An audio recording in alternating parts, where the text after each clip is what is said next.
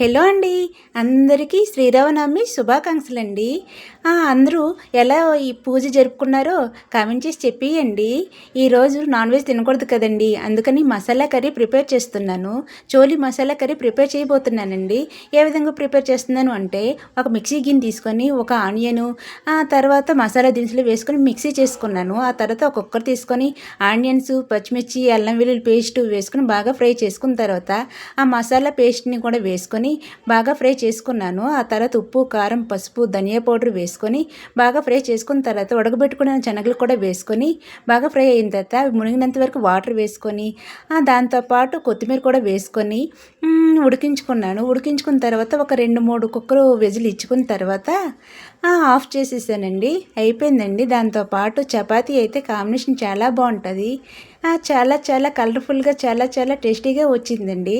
చపాతీ చేసుకుంటున్నాను. ఒకసారి మీరు కూడా ట్రై చేయండి. నచ్చితే లైక్ కూడా చేసుకోండి.